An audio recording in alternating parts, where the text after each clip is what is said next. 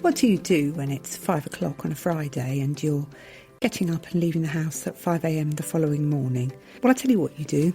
You record your podcast. That's what I'm doing. And what I'm talking about today is social media boundaries for when you go on holiday. So, of course, this is very relevant to me. So tune in if you want to know how to manage your social media boundaries when you are about to go on holiday or take a break over the summer. Welcome to Good Enough Counsellors, the podcast for growing a private practice without the pressure to be perfect. I'm Josephine Hughes, counsellor and creator of Therapy Growth Group, helping you get the clients you want and create the practice of your dreams.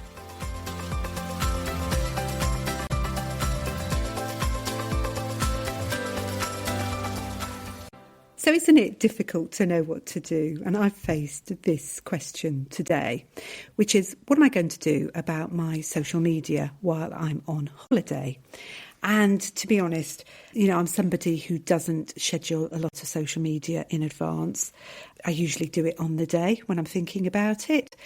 However much I try and organise myself, I'm just a very much do it on the day sort of person. That's the way my brain works. But of course, that then begs the question as to how can I actually get anything ready for when I'm away? And so what I've actually done is I've just quickly redesigned my out of office notice, and I'm going to be adding that to my social media shortly and publishing it so people will know that I'm away.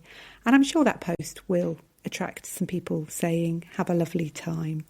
And I can go away and not post on social media if I want. But equally, if I get an idea, I might well post on social media. So I think it's very much up to you as to what you want to do. You can, if you want, schedule your social media and it'll continue to go out while you're away.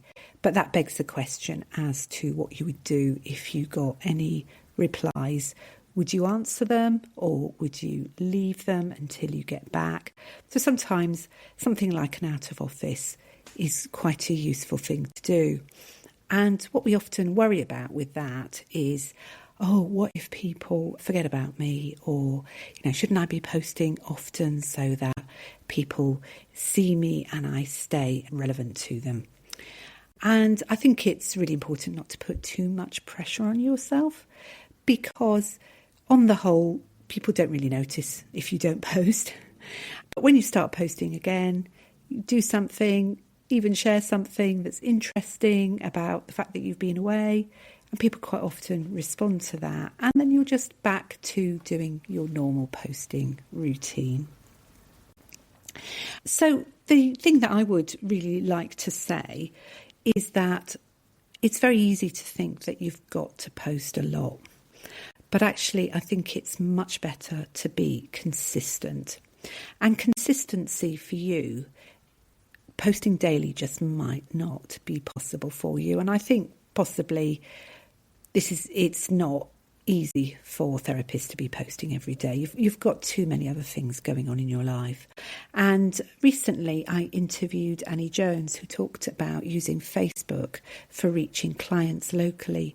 And she's definitely of the opinion that to post once a week is sufficient, especially if you think about your post, you plan it out and you think about the people who it's going to be going to. That is so much better to have a thoughtful post that you've really planned, where you've thought about who it is you're trying to reach, where perhaps you've selected something that's really relevant to them to talk about. And a considered post like that is far more likely to speak to people than a rush post where you just think, I'll just quickly find something to share. It's much more intentional and it will speak to people more than just something that you just quickly find for the purposes of, I've got to do something. It's much better to be focused and intentional than it is to just post anything. And you may think to yourself, oh, am I failing if I don't do that? No, you're really not. You are in charge of what your social media looks like.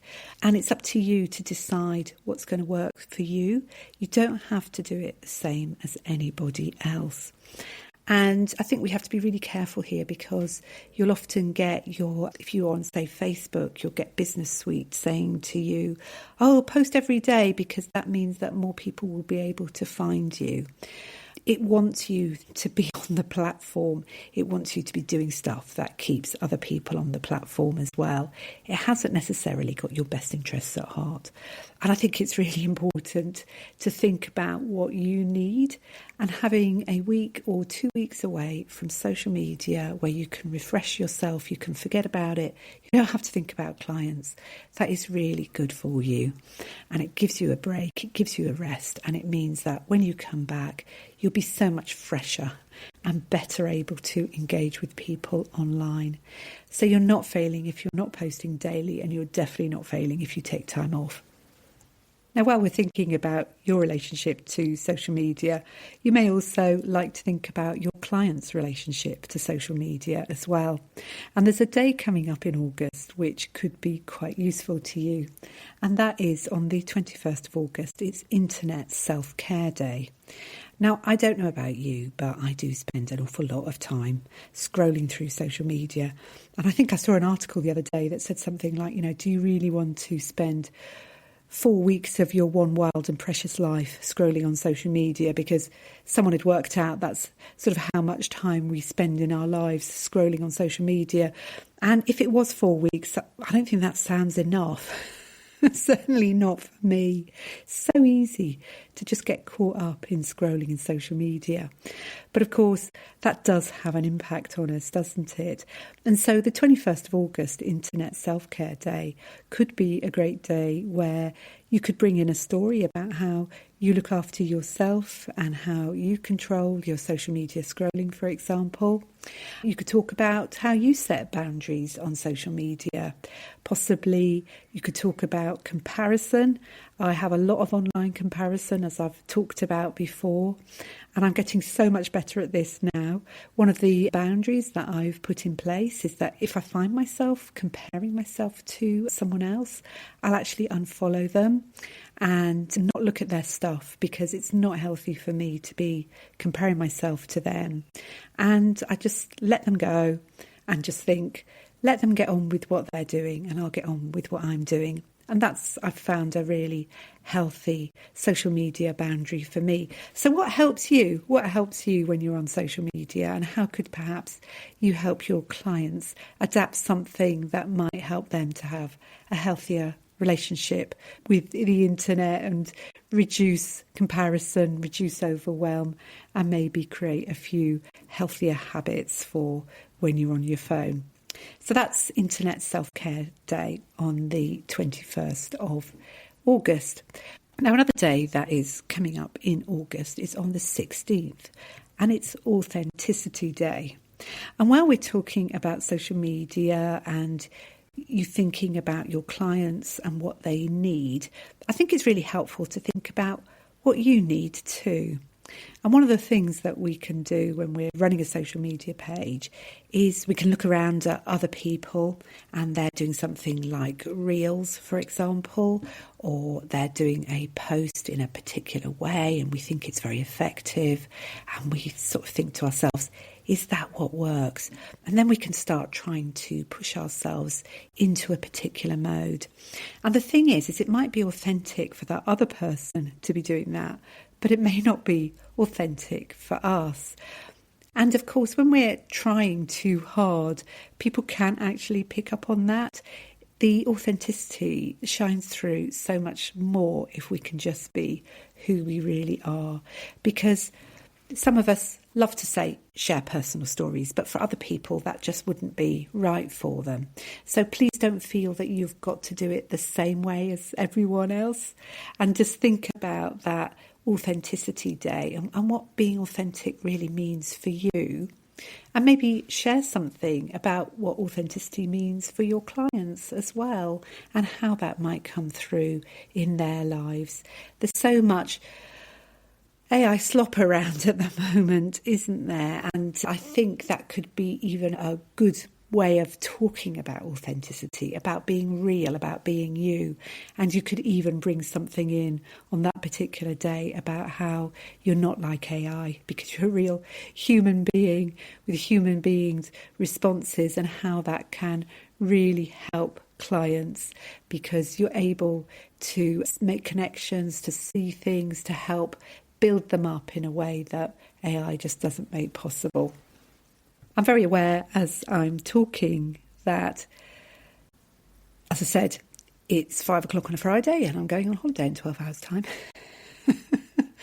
Isn't it always so much easier to talk about boundaries for other people and find them much more difficult to implement them for yourself?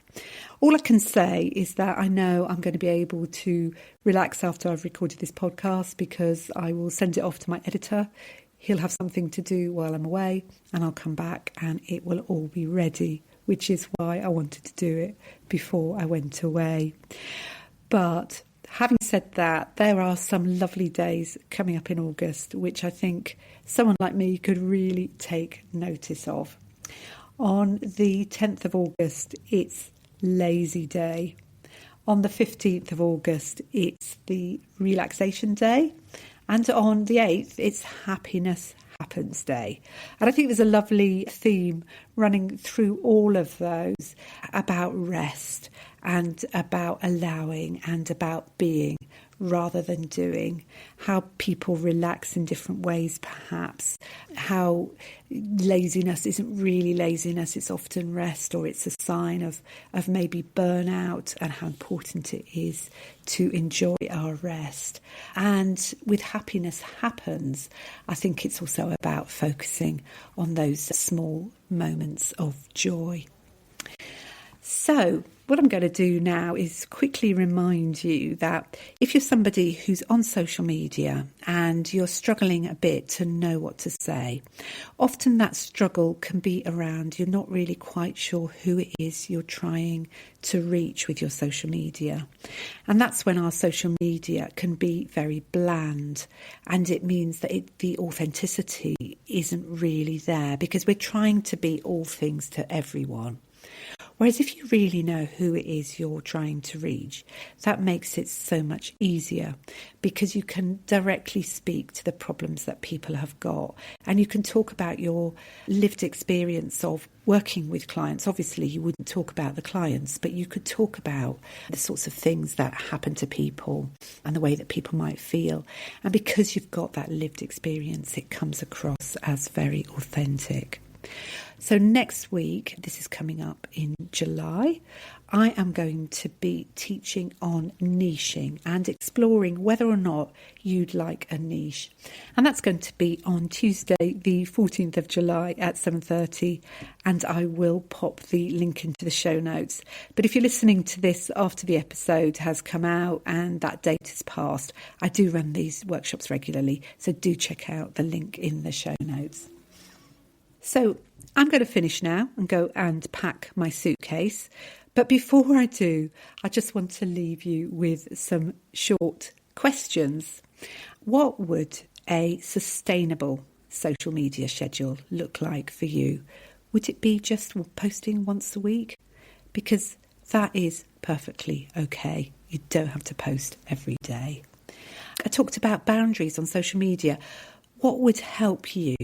What would help you to have a healthy relationship with social media, especially if you're somebody who's running a business page? What would it look like for you when you're on holiday? Are you just going to put that out of office on? Are you going to be replying to people's questions while you're on holiday? Just have a think about that before you go away. And how about this one? This is a sort of thing my supervisor would say to me. What would happen if you gave yourself permission to rest? I think that's a really good one for me to think about as I sign off. Remember, the people who need your help, they're going to go on needing your help even when you get back. So to take a week or two out is perfectly okay. And social media is a tool that supports your practice, but it doesn't have to be a tool that takes over your life. Thanks for listening, and I will be back next week, perhaps a little less rushed. Thanks for listening. Do come and join my Facebook community, Good Enough Counsellors. And for more information about how I can help you develop your private practice, please visit my website, josephinehughes.com. If you found this episode helpful, I'd love it if you could share it with a fellow therapist or leave a review on your podcast app. And in closing, I'd love to remind you that every single step you make gets you closer to your dream. I really believe you can do it.